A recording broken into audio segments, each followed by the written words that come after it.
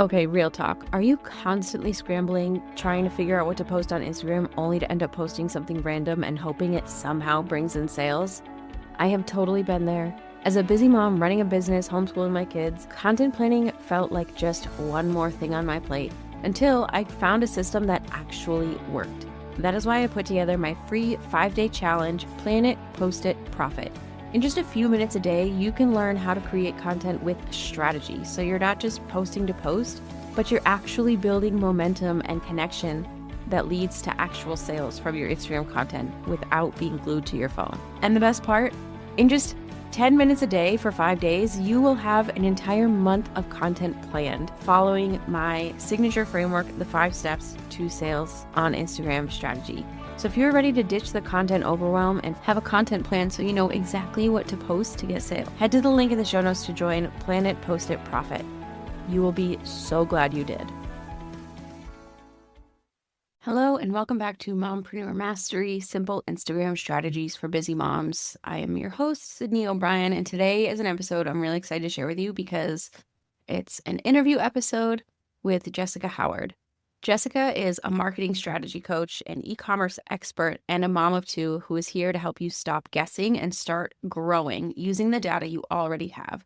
If you've ever wondered which marketing metrics actually matter and which are just noise that you can completely ignore, this episode will change the way you look at your business. Get ready to ditch the vanity metrics, which you know I'm all for, and finally focus on what is really driving your revenue.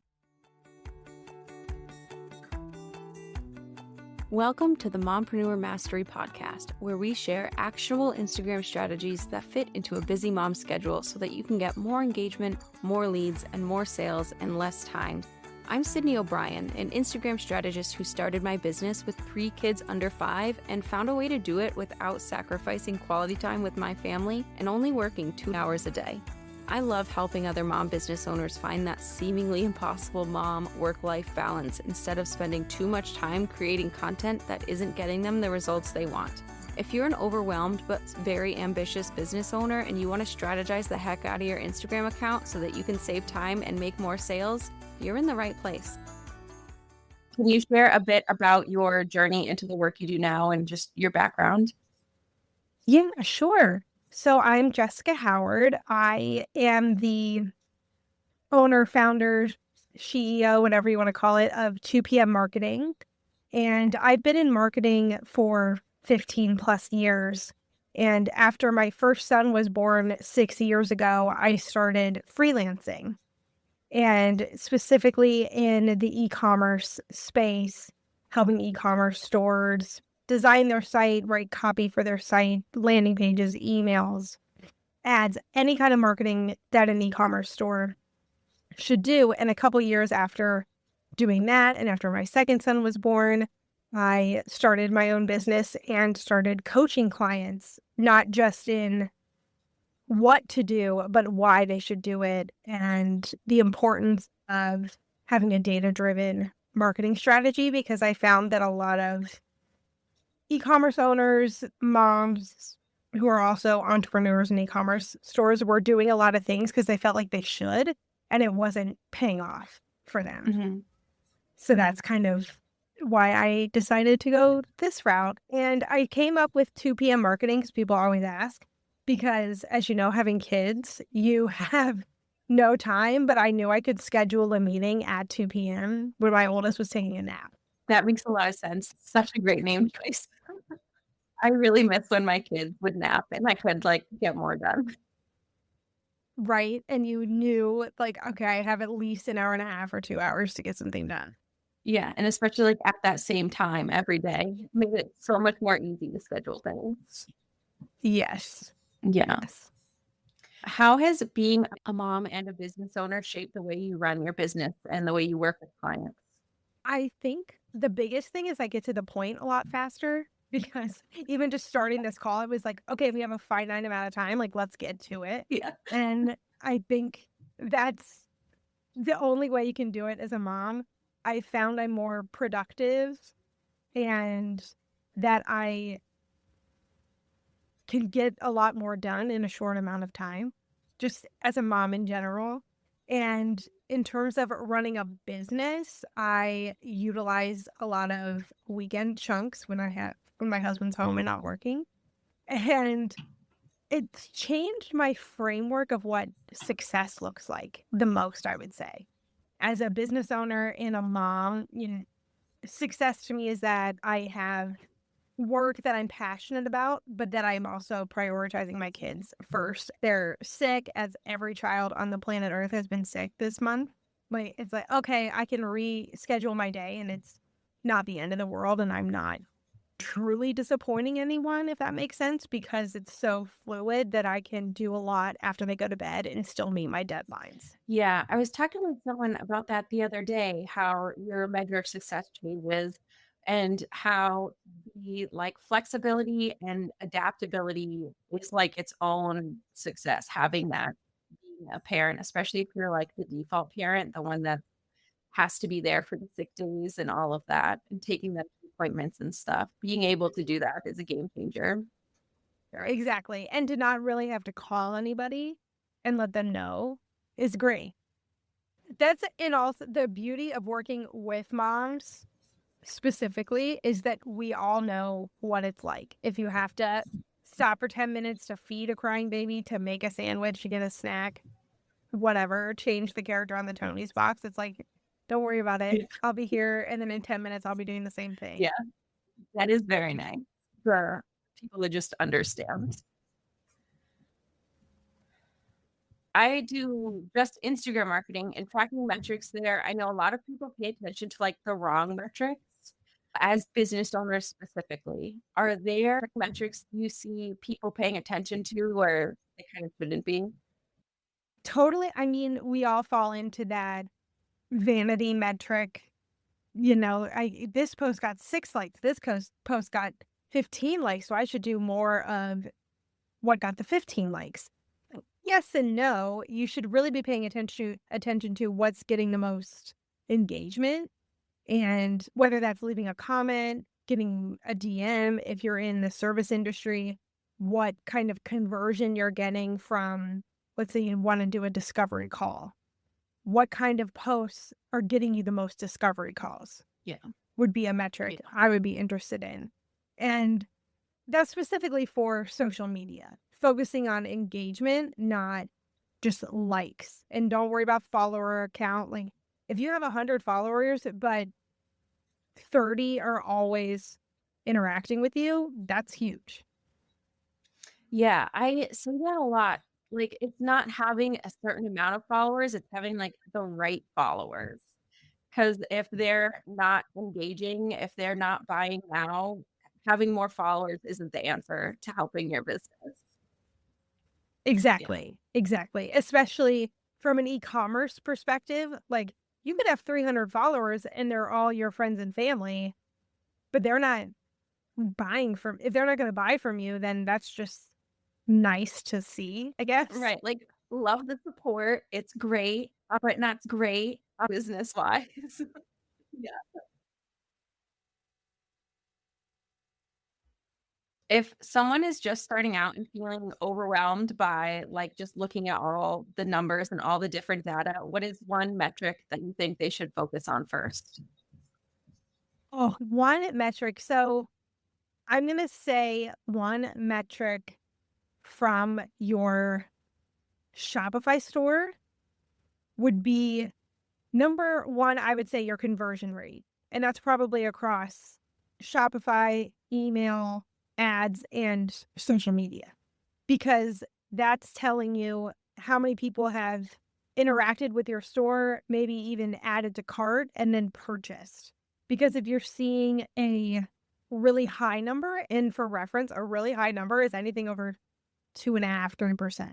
So think about that. It takes a lot of people to get to your store to get them to buy. So if you're getting thousands and thousands of traffic, but your conversion rate is 1%, that would be something I would look at. Is it you're looking at shipping costs, looking at your checkout process? Is it too complicated? Is it maybe people aren't even staying on your site long enough to convert? I would focus on the conversion rate as a barometer of success or not. And then you can dig into average order value, or what's another one that I like? And for emails, to get into things like open rates, that's kind of like a like rate. Open rate's great. Okay, they opened it. Did they click it? Focus on the number of clicks. Right. Yeah, that makes sense. And I'm so glad you mentioned the average conversion rate for like the store, because I feel like I see so much in marketing where it's like people bragging about these huge numbers, but 2.5% isn't like a ton, but it's normal. So you're probably doing it better than you think you are. Yes, absolutely. And it's easy, you hear people like, I am a six-figure store, online store. And it's like, well, also, what's your profit margin? Right. Like, you can have a huge revenue store, but you are spending $90,000, so you only made 10. Like, that's not that. Right. Yeah. Very important thing to keep in mind here. Yes. Yeah. Now, when online stores specifically, are there any marketing metrics you think people kind of obsess over but don't actually matter that much? Traffic. Mm, Traffic, the number of how many people are on your site, I think is one that is also like, I just need more eyeballs, more eyeballs, more eyeballs, which is true. But going back to the conversion rate conversation, if you are seeing a low conversion rate, you're still going to have a low conversion rate, maybe even lower if you're getting more eyeballs on it. So I would not worry too much about the traffic sites so much. I would get into everything else. that's a really good point. And I think that is similar to Instagram in that, like, you shouldn't have a goal of like going viral or getting a ton of reach. Your goal should be that conversion, especially on for Instagram specifically, if you're trying to go viral and you're doing it by hopping on random trends. And if it does go viral, but it's in like the wrong niche or something, doesn't matter at all. Exactly. Like, I really like those, I'm a 36-year-old mom and I'm not ashamed to admit whatever, Mhm. but it's like, did that really do anything for my business? Right. Exactly. People know me a little better, maybe. And especially like for mom business owners, we just don't have time to waste on things that are not actually helping. Right. Exactly. Which is why what you're teaching and Instagram, hopping on these trends, it's a lot of time to make these reels. And if they don't work, stop doing it. And I like looking at the big picture of the data, because you could be spending so much money on ads and it's getting in front of a lot of people. Like, I had a customer who had a really amazing impressions rate for the Cyber Monday ad Mhm. that they did, like hundreds of thousands Wow. of impressions, which is a lot. Mhm. 5 people bought. Mhm. It's like kind of goes back to that conversion, right? Exactly. It's like, and it was hundreds of dollars. It's like, well, your return was 1%. So, like, again, you hear, and I deal with this a lot. It's like, you hear these big gurus in quotes, saying you have to do these ads, you have to do these ads. And maybe you don't. It doesn't work for you. You're kind of like, I've been gluten free for almost 3 years. And it's like, I love gluten. Gluten does not work with me. Yeah. And I just need to accept that and move on. That's valid. Same thing. That's valid. Yeah. Can you think of a time tracking like the right data totally changed the game for either you or a client? Tracking email data is life changing for an e-commerce brand, especially if they haven't been doing it very long and just seeing the revenue that comes in. Mhm. So as an example, I have she's an online boutique. She didn't do emails at all. She was selling in like Facebook groups and Facebook lives. And I was telling her, you need to get an email list because it's just an additional stream of income. And we started sending, I think, bi-weekly emails, so 2 emails a week. And she was getting hundreds of dollars in revenue. And we're talking a click conversion rate of 10, 12%. Oh, wow. So even just And that was just looking at her marketing and being like, you're not doing this, do it. And then we were tracking it and being like, oh, this is paying off. And then we started doing automated flows, a welcome flow when they join your newsletter, or after they buy something, going into a nurturing post-purchase flow, and then a browser or a cart abandonment email flow. Looking at the cart abandonment email, it wasn't working. It just, people were clicking on it. They were sort of interested, but then they weren't buying it again. So we implemented instead of like, oh, you left this in your cart, take a look at it, your cart's expiring. We added a discount to it. Just, I think it was 15%. People started buying it. Wow, yeah. And now she was still earning money, not as much money, but it was still a way to get those customers to buy. And then the cool part is to then see of those customers who kept coming back. Mm-hmm.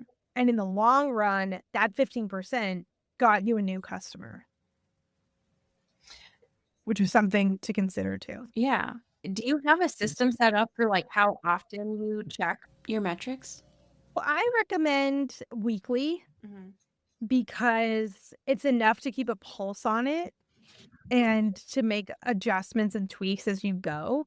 And I had created a analytics playbook that's free. Anybody can download it, and it just has everything that you should track by month, or, it's by month. So then you break it up by week, and then you can see what's working and what's not. The problem with doing it monthly is that's not enough pivot time. Like, to let something go, you need to let something go for at least 2 weeks to see if it's working. Don't hit send and then 3 hours later be like, it's not working, because that's not enough time. Right.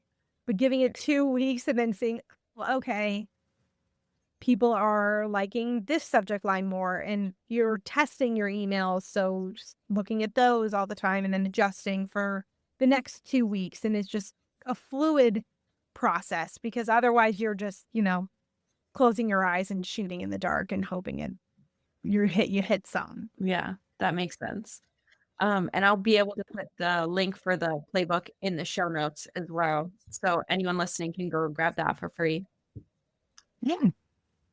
And I do want to highlight in the playbook there, the first page is a kind of glossary that will tell you what the terms are, the term name, the definition, and how to find it. Because I think that's a big thing, especially in Meta. They're hidden and they change, and Google Analytics just changed everything. So if you're like, great, I don't know how to do this, then you're in a Google hole for a while, and that's all there too. That is good to know, because I know like the meta stuff, but I still get really frustrated when I change it, because I'm like, I feel like I just got used to this. Why do you have to change it? Right? Or like one campaign, you selected all the things and then I didn't take it over to the next, like your saved preferences. Yeah. Very annoying. It's like time I don't want to spend trying to figure it out. I know. Yeah. If you could give me some advice to a mom business owner to grow their brand without drowning in data, what would it be? Ooh, without drowning in data, I would say just set aside 1 hour each week to do data. That's it.